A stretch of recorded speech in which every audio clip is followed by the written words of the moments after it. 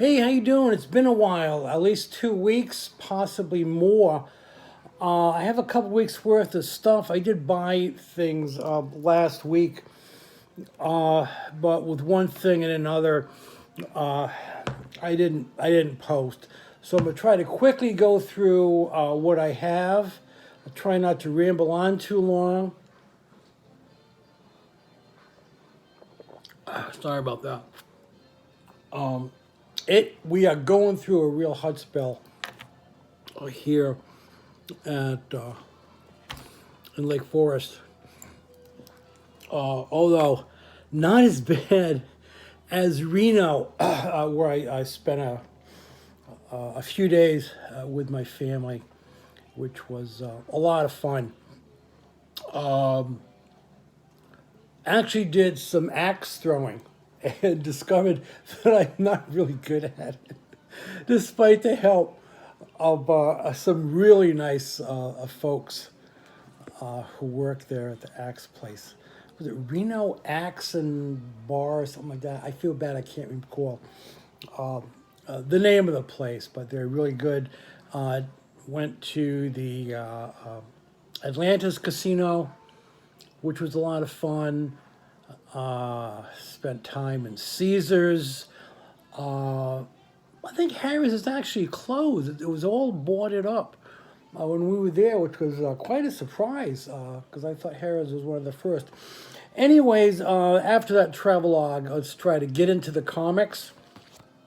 They should be in publisher order. So we're going to go through that, beginning with Aardvark of Vanaheim.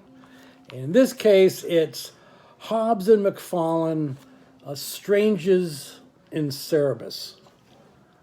And again, your rent is due.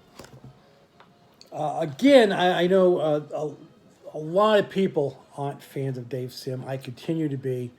So like curiosity. I know politically, he's not the best thing in the world, but I do enjoy his stuff, and it's hard to explain. If you're not a fan, you're not a fan.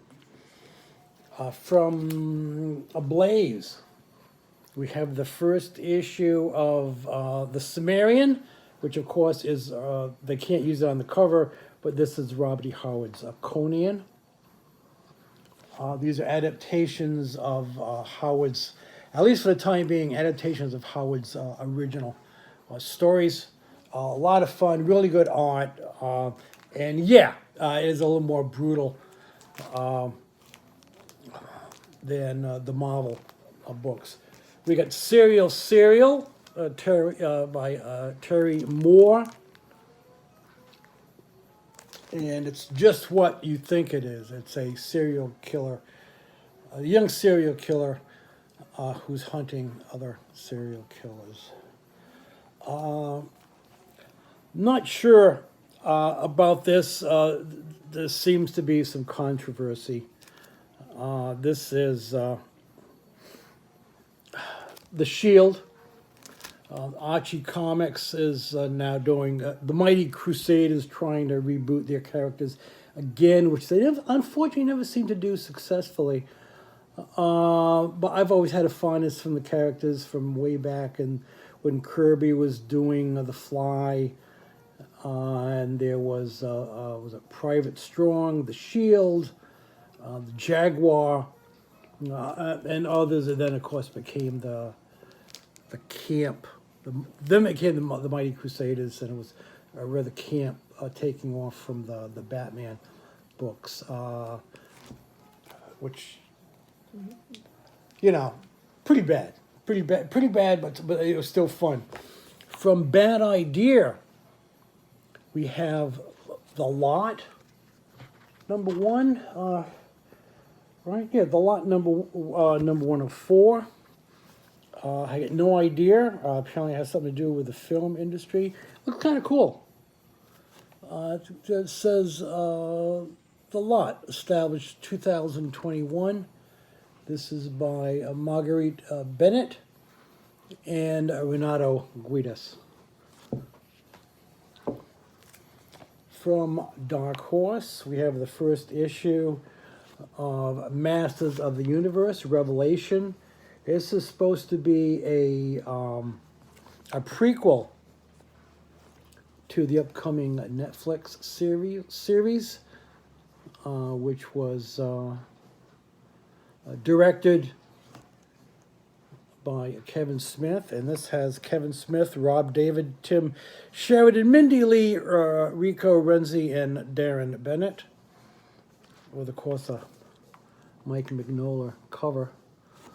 I love that. That's the cover I picked. I really like that one. We got Beasts of Burden from Evan Dawkins, Sarah Dyer. This is number 4. Black Hammer Visions, number 6. Whoa. Kind of Cthulhu when he was a plumber's apprentice.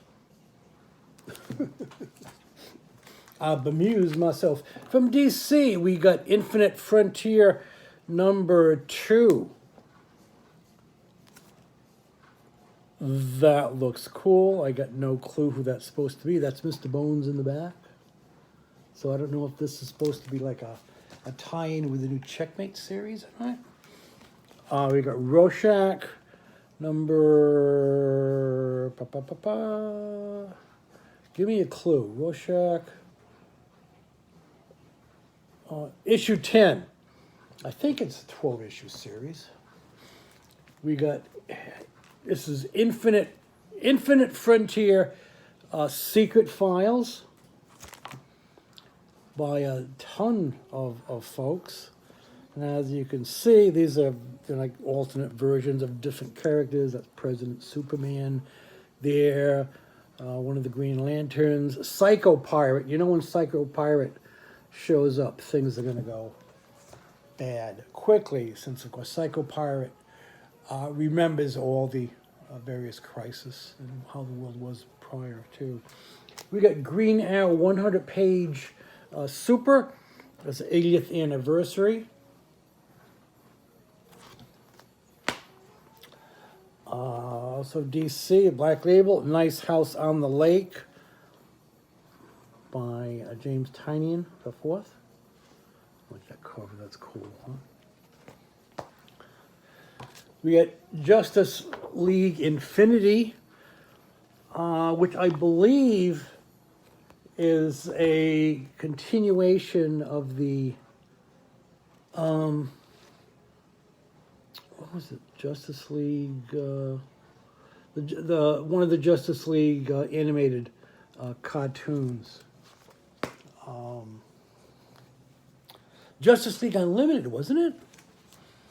From Image, we got Oblivion Song number 32. And since this is by Robert Kirkman, you never know when that's going to end. We got Die, number 18. I always love the covers. It always has that same unique design with something a little different in it.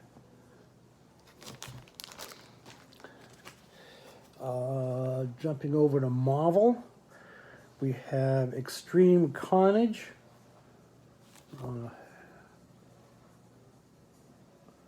This is part 5 of 9. We got Trials of Ultraman number 4. I believe there's one more issue of this left. I think they're 5 issue. We got Marvel. From Marvel, you got the Immortal Hulk number 48. 2 more issues of this book by Earing, and then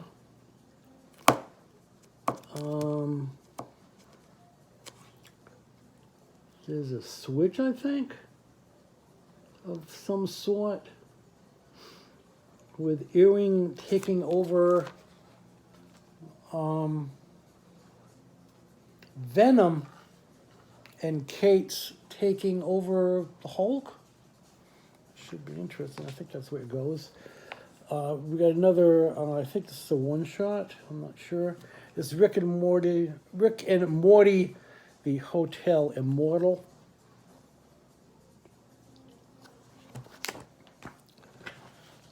And finally, we have Ninjak is Back, written by Jeff Parker. Ninjak,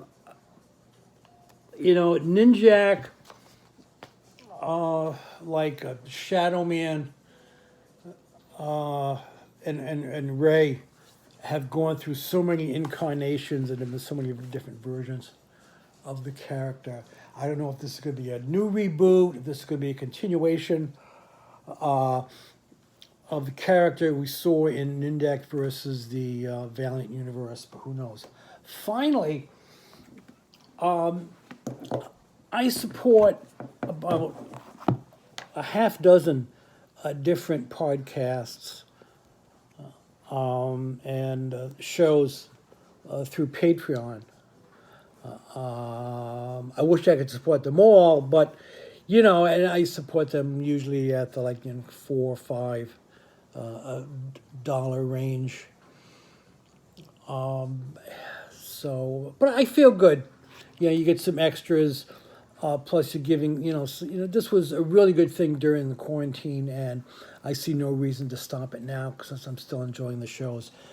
I think I've only done 2 or 3 things from Kickstarter. I did one with Riff Tracks and 1 or 2 other comics I can't think of offhand.